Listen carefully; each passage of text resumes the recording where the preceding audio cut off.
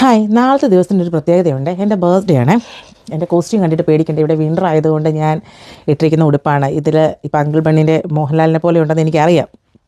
ഞാനിവിടെ തുണി മടക്കിക്കൊണ്ടിരിക്കുക. അപ്പോൾ എനിക്ക് ബോറടിക്കുക, വർത്തമാനം പറയാൻ ആരുമില്ല. അപ്പോൾ ഞാൻ വിചാരിച്ചു എന്നാൽ നിങ്ങളോട് വർത്തമാനം പറഞ്ഞുകൊണ്ട് വീഡിയോ എടുക്കാമെന്ന്.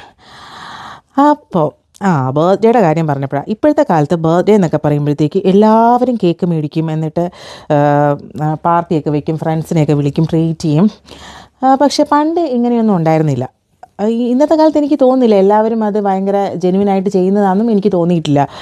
അപ്പോൾ പലരും ഇൻസ്റ്റഗ്രാമിലോ അല്ലെങ്കിൽ ഫേസ്ബുക്കിലോ യൂട്യൂബിലോ ഒക്കെ വീഡിയോ അപ്ലോഡ് ചെയ്യാനും, പിന്നെ മറ്റുള്ളവർ അങ്ങനെ ചെയ്യുമ്പോഴത്തേക്കും നമ്മളത് ചെയ്തില്ലെങ്കിൽ എൻ്റെ ഹസ്ബൻഡിന് എന്നോട് സ്നേഹമില്ലെന്ന് വിചാരിക്കുമല്ലോ എന്ന് വിചാരിച്ചിട്ട് ഹസ്ബൻഡുമാരെയൊക്കെ പുഷ് ചെയ്തിട്ട് അങ്ങനെ കേക്ക് മേടിക്കുന്ന ആൾക്കാരുണ്ട്. ഞാൻ ആരെയും കുറ്റം പറയുന്നതല്ല കേട്ടോ. അപ്പം അത് ചിലപ്പോൾ അവരുടെ ഹാപ്പിനെസ് ആയിരിക്കും. കാരണം അവർക്ക് അങ്ങനെ ചെയ്യുമ്പോൾ അങ്ങനെ ഒരു ഗിൽറ്റ് വരുമ്പോൾ തന്നെ നമുക്കൊരു നെഗറ്റിവിറ്റി വരും. അപ്പം നമ്മുടെ സന്തോഷം പോവും. അപ്പം നമ്മൾ അങ്ങനെ ഫോഴ്സ്ഫുള്ളി ആണെങ്കിൽ നമ്മുടെ പാർട്ട്നേഴ്സിനെ കൊണ്ട് നമ്മൾ അങ്ങനെ ചെയ്യിക്കുമ്പോൾ നമുക്ക് സന്തോഷം കിട്ടുന്നുണ്ടെങ്കിൽ അത് ചെയ്യുന്നതിനും തെറ്റില്ല. അപ്പോൾ എന്നെ സംബന്ധിച്ചിടത്തോളം എനിക്കിതൊന്നും അങ്ങനെ ആഘോഷിക്കണം എന്നുള്ള ആഗ്രഹമുള്ള ആളൊന്നുമല്ല. അപ്പോൾ എൻ്റെ ചെറുപ്പത്തിലെയൊക്കെ എന്ന് വെച്ചിട്ടുണ്ടെങ്കിൽ അങ്ങനെ ബർത്ത്ഡേ സെലിബ്രേറ്റ് ചെയ്യാനുള്ള സാഹചര്യവുമില്ല. എൻ്റേതൊരു ജോയിൻറ്റ് ഫാമിലിയാണ്. കുറേ ആൾക്കാരുണ്ട്, കുറേ പിള്ളേരുണ്ട്. വെക്കേഷനൊക്കെ ആണെങ്കിൽ 5-8 പിള്ളേർ വീട്ടിൽ തന്നെയുണ്ട്. അപ്പം അങ്ങനെയുള്ള സാഹചര്യത്തിൽ ബർത്ത്ഡേ ആഘോഷിക്കുക എന്ന് വെച്ചാൽ എല്ലാ മാസവും ബർത്ത്ഡേ ആഘോഷിക്കണം, ബർത്ത്ഡേ ഗിഫ്റ്റ് മേടിക്കണം, അതൊന്നും നടപടിയുള്ള കാര്യമല്ല. പിന്നെ ജൂലൈ മാസത്തിലാണെങ്കിൽ എൻ്റെ അപ്പൻ്റെ ബർത്ത്ഡേ ജൂലൈ 9, ജൂലൈ 14 എൻ്റെ ബർത്ത്ഡേ, ജൂലൈ 21 ചേച്ചിയുടെ ബർത്ത്ഡേ. അപ്പോൾ അങ്ങനെ ആഘോഷിച്ചുകൊണ്ടിരിക്കുകയാണെങ്കിൽ അത് ആഘോഷിക്കൽ മാത്രമേ ഉണ്ടാവുള്ളൂ. അപ്പോൾ പക്ഷേ എനിക്ക് ഈ ജൂലൈയിൽ എല്ലാവരും സ്കൂളിൽ മിഠായി കൊണ്ടുവരുമല്ലോ. അപ്പോൾ എനിക്കും സ്കൂളിൽ മിഠായി കൊണ്ടുപോകണം. അപ്പോൾ ഞാൻ വീട്ടിൽ ചെന്ന് പറയും, എനിക്ക് പറഞ്ഞാൽ മേടിച്ച് തരാതിരിക്കത്തൊന്നുമില്ല. പക്ഷേ നമുക്ക് അന്നത്തെ കാലത്തൊക്കെ ബർത്ത്ഡേക്ക് മിഠായി വേണം എന്നൊക്കെ പറയാനായിട്ട് എല്ലാവർക്കും ഒരു ബുദ്ധിമുട്ടുണ്ട്. പേരൻസിനോട് ഇത്രയും ആരും ഓപ്പൺ ഒന്നുമല്ല. പക്ഷേ ഞാൻ ഓപ്പൺ ആയിരുന്നു. ഞാൻ എന്നിട്ട് കവലയിലെ ബാലൻ എന്ന് പറഞ്ഞ ചേട്ടനുണ്ട്, ബാലൻചേട്ടൻ്റെ കടയിൽ പോയിട്ട് ഒരു 50 മിഠായി മേടിക്കും. സ്കൂളിൽ 45 പിള്ളേരും കാണും. അപ്പം 50 മിഠായി മേടിച്ചിട്ട് ഞാൻ അപ്പനോട് പറയും, കടയിൽ പറയും അച്ചാച്ചൻ പൈസ തന്നോളും എന്ന് പറയും. എന്നിട്ട് വീട്ടിൽ വന്നിട്ട് പറയും, എന്താണ് ദേ ബാലചേട്ടൻ്റെ കടയിൽ നിന്ന് മിഠായി മേടിച്ചിട്ടുണ്ട്, 50 പൈസയുടെ മിഠായിക്ക് 25 രൂപ അവിടെ കൊടുത്തേക്കണം എന്ന് പറയും. ഇതായിരുന്നു എൻ്റെ രീതി. അപ്പം ഇന്ന് ഞാൻ അങ്ങനെ തന്നെ ആരോടും ഒന്നിനും പെർമിഷൻ ഒന്നും ചോദിക്കാറില്ല. എനിക്കിഷ്ടമുള്ള കാര്യങ്ങളൊക്കെ ഞാൻ ചെയ്യും. അത് നല്ലത് വന്നാലും ചീത്ത വന്നാലും ഞാൻ തന്നെ അങ്ങ് സഹിക്കും. അപ്പം പക്ഷേ ബെഞ്ചമിനൊരു പ്രശ്നമുണ്ട്. ഇപ്പം ബെഞ്ചമിനാണെന്നുണ്ടെങ്കിൽ ഭയങ്കര സെൻസിറ്റീവാണ്. അപ്പോൾ പല കാര്യങ്ങളും ബെഞ്ചമിന് എനിക്ക് വേണ്ട എന്ന് പറയുമ്പോൾ ബെഞ്ചമിൻ ബെഞ്ചമിൻ ഒറ്റയ്ക്ക് വർക്ക് ചെയ്യല്ലേ. അപ്പം ഞാനിവിടെ ഹൗസ് വൈഫായിട്ടിരിക്കുന്നത് കൊണ്ട് ചിലപ്പോൾ എനിക്ക് അങ്ങനെ ആഗ്രഹമുണ്ടായിട്ടും എനിക്കിതൊന്നും വേണ്ട എന്ന് പറയുന്നതായിരിക്കും എന്നാണ് ബെഞ്ചമിൻ്റെ വിചാരം. പക്ഷേ എനിക്ക് അങ്ങനെയല്ല. കാരണം എനിക്ക് ഇത് വേണ്ട എന്ന് പറയുന്നത് എനിക്ക് അത്രയും ക്ലീശ ആഘോഷങ്ങളോടോ, എനിക്കിപ്പോൾ ഒരു കേക്ക് കട്ട് ചെയ്തിട്ട് ഈ പ്രായത്തിൽ ഒരു കേക്ക് കട്ട് ചെയ്ത് തിന്നാൽ അത് വീഡിയോയിലെടുത്താലൊന്നും അങ്ങനെയൊന്നും എനിക്ക് സന്തോഷം കിട്ടത്തില്ല. എനിക്ക് വേറെ പല കാര്യങ്ങളിലുമാണ് ഞാൻ സന്തോഷം കണ്ടെത്തുന്നത്. അപ്പോൾ പറഞ്ഞു തന്നെ ഞാൻ മറന്നുപോയി. ബെഞ്ചമിൻ്റെ കാര്യം. ബെഞ്ചമിനാണെന്നുണ്ടെങ്കിൽ അപ്പോൾ നമ്മളോട് ചോദിക്കും, നിനക്ക് ബർത്ത്ഡേക്ക് എന്താ ചെയ്യേണ്ടേ, എന്താ പാർട്ടി വേണ്ടേ, പാർട്ടി വെക്കണോ? പാർട്ടി വെക്കുകയാണെന്നുണ്ടെങ്കിൽ എനിക്ക് എൻ്റെ ബർത്ത്ഡേ എന്ന് വെച്ചിട്ട് ഒരു പാർട്ടി വെക്കണമെന്ന് എനിക്ക് ആഗ്രഹമില്ല. ഇപ്പോൾ എനിക്ക് എൻ്റെ ഫ്രണ്ട്സിനെ വിളിച്ചിട്ട് അവരുമായിട്ട് എനിക്ക് ചുമ്മാ ഇരിക്കണം, വർത്തമാനം പറയണം, ചുമ്മാ ഫുഡ് കുക്ക് ചെയ്യണം, കഴിക്കണം, ചിരിക്കണം, തമാശ പറയണം, അങ്ങനെയൊക്കെ വിചാരിച്ചിട്ട് എനിക്ക് ഒരു പാർട്ടി വെക്കുകയാണെങ്കിൽ അതിപ്പോൾ ബർത്ത്ഡേയുടെ അന്ന് തന്നെ വെക്കണമെന്നൊന്നും എനിക്ക് യാതൊരു നിർബന്ധമില്ല. എന്നെ സംബന്ധിച്ചിടത്തോളം എനിക്ക് കുറേ ആൾക്കാർ എൻ്റെ ചുറ്റിലും എങ്ങനെ ഉണ്ടാവണം. അത് ചിലപ്പോൾ ഇങ്ങനെ ജോയിൻറ്റ് ഫാമിലിയിൽ വളർന്ന് വെക്കേഷനൊക്കെ ഫുള്ള് പിള്ളേരൊക്കെ ആയിട്ട് കളിച്ച് അങ്ങനെയൊക്കെ നടന്നതുകൊണ്ടാവാം എനിക്ക് എപ്പോഴും എൻ്റെ ചുറ്റും കുറേ പരിചാരകർ വേണം. എന്നെ പരിചരിക്കാനല്ല, എന്താ പറയുക, എൻ്റെ വാലയിൽ തൂങ്ങി കുറേ പേരുണ്ടെങ്കിൽ എനിക്ക് ഭയങ്കര സന്തോഷം.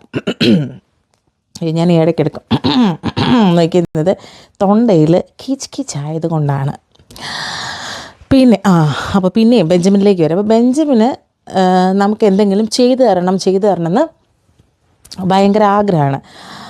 അപ്പോൾ ഞാൻ വിചാരിച്ചു, അപ്പോൾ ഇന്നലെയും എന്നോട് ചോദിച്ചു എന്താ ചെയ്യേണ്ട, ബർത്ത്ഡേക്ക് ആരെങ്കിലും വിളിക്കണം. അപ്പം കൊച്ചിൻ്റെ ബർത്ത്ഡേ ഓൾറെഡി വരുന്നുണ്ട് 18-ാം തീയതി. അപ്പോൾ കൊച്ചിന് ഇപ്പോൾ 3 വയസ്സാകാൻ പോകും. അപ്പോൾ അവളെ സംബന്ധിച്ചിടത്തോളം അവൾക്ക് തിരിച്ചറിയാൻ പറ്റുന്ന ഒരു ബർത്ത്ഡേ ആണത്.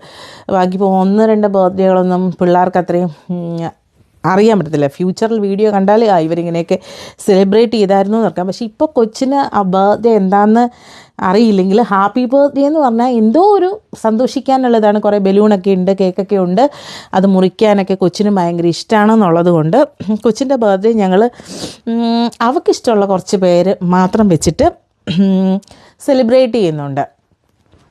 പിന്നെ അങ്ങനെ അത് വീട്ടിൽ തന്നെ. അപ്പം അവൾക്ക് ഇഷ്ടമുള്ളൊരു കേക്കൊക്കെ ഞാനിപ്പോൾ ഓർഡർ ചെയ്തിട്ടൊക്കെ ഉണ്ട്.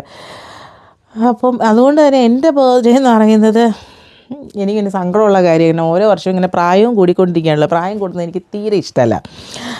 അപ്പം അതൊരു റിയാലിറ്റി ആണെന്നുണ്ടെങ്കിൽ അത് അക്സെപ്റ്റ് ചെയ്യാൻ എനിക്ക് നല്ല ബുദ്ധിമുട്ടുണ്ട്. അപ്പം ഞാൻ ഈ പറഞ്ഞ് എങ്ങോട്ടാണ് പോണേന്ന് എനിക്കറിയത്തില്ല. ഞാൻ എന്നാ ഉദ്ദേശിച്ച് അപ്പോൾ നാളെ എൻ്റെ ബർത്ത്ഡേ ആണ്. നിങ്ങളൊക്കെ വിഷ് ചെയ്തു, അതിലൊക്കെ എനിക്ക് സന്തോഷമുള്ളൂ. നാളെ വൈകുന്നേരം ബെഞ്ചമിൻ എന്നെ ഡിന്നറിന് കൊണ്ടുപോകാമെന്ന് പറഞ്ഞിട്ടുണ്ട്.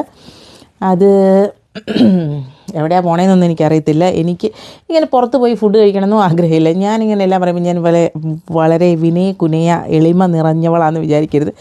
കാരണം ഇപ്പോൾ നമ്മൾ ഈ യൂട്യൂബൊക്കെ വന്നതുകൊണ്ട് തന്നെ നമുക്ക് എന്തെങ്കിലും ഒരു ഫുഡ് ഉണ്ടാക്കണം എന്നുണ്ടെങ്കിൽ, പ്രത്യേകിച്ച് ന്യൂസിലാൻഡിലായതുകൊണ്ട് തന്നെ നമുക്ക് ഇതിനകത്ത് വേണ്ട ഇൻഗ്രീഡിയൻസ് എല്ലാം തന്നെ നമുക്ക്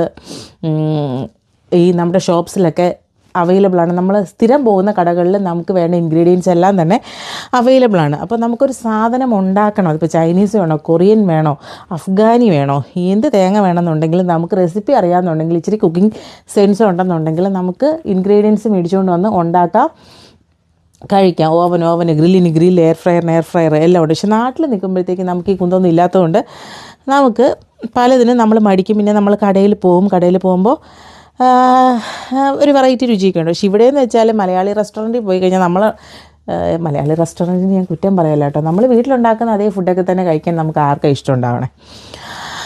അങ്ങനെ അപ്പോൾ നാളെ എനിക്കിഷ്ടമുള്ള സ്ഥലത്ത് കൊണ്ടുപോകാമെന്നാണ് പറഞ്ഞേക്കണേ. അത് ബെഞ്ചമിൻ്റെ ഒരു സന്തോഷത്തിന് വേണ്ടിയിട്ടാട്ടോ, അല്ലാണ്ട് എൻ്റെ സന്തോഷത്തിന് വേണ്ടിയിട്ടല്ല. അങ്ങനെ ചെയ്യുമ്പോൾ എനിക്ക് സന്തോഷം കിട്ടുമെന്ന് വിചാരിച്ച് ബെഞ്ചമിൻ സന്തോഷിച്ചോട്ടെ. ആരാണ് സന്തോഷം ആഗ്രഹിക്കാത്തത്? അപ്പോൾ ബൈ. ഇപ്പോഴും പറ്റി. അപ്പോൾ എല്ലാവരും എനിക്ക് ഹാപ്പി ബർത്ത്ഡേ കമൻറ്റ് ബോക്സിൽ വന്ന് അങ്ങോട്ട് വിഷ് ചെയ്തേ. ബൈ.